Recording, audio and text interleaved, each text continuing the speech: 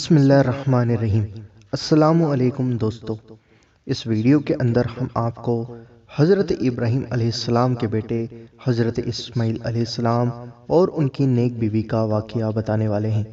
دوستو، ویڈیو بہت ہی اچھی ہے اور ویڈیو سے سبق بہت اچھا ملے گا، اس لیے ویڈیو کو پورا اور اینڈ تک ضرور دیکھیں۔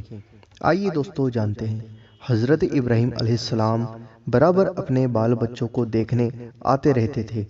ایک بار تشریف لائے تو حضرت اسماعیل علیہ السلام گھر پر موجود نہیں تھے۔ ان کی بیوی سے معلوم کیا تو انہوں نے جواب دیا کہ روزی کی کھوج میں باہر گئے ہیں۔ حضرت ابراہیم علیہ السلام نے معلوم کیا گزارا کس حالت میں ہے۔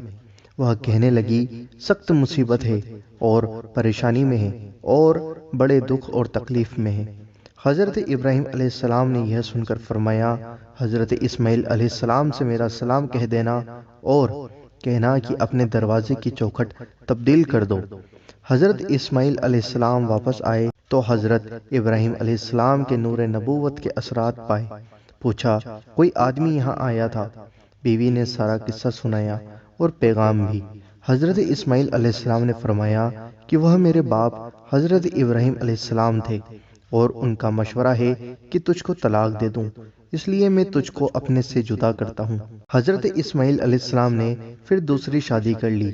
ایک بار پھر حضرت ابراہیم علیہ السلام حضرت اسماعیل علیہ السلام کی غیر موجودگی میں آئے اور اسی طرح ان کی بیوی سے سوال کیے۔ بیوی نے کہا اللہ کا شکر و احسان ہے، اچھی طرح گزر رہی ہے۔ معلوم کیا کھانے کو کیا ملتا ہے؟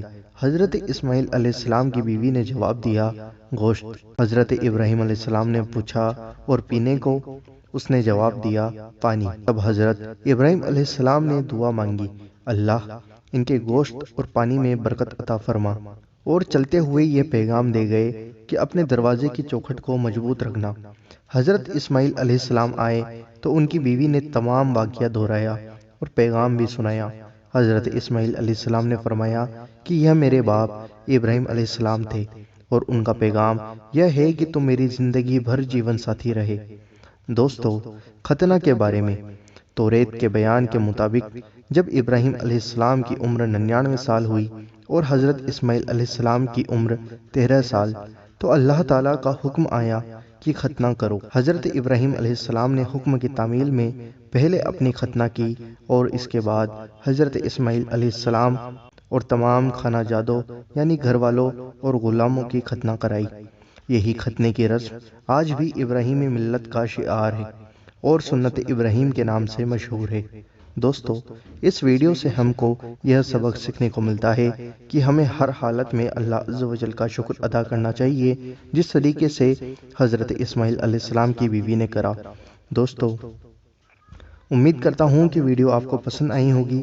اس ویڈیو کو دل سے لائک ضرور کریں اور آپ کے اپنے چینل اللہ دین کو ضرور سبسکرائب کریں اور بیل آئیکن ضرور دبائیں ویڈیو کے نوٹیفیکیشن کے لیے۔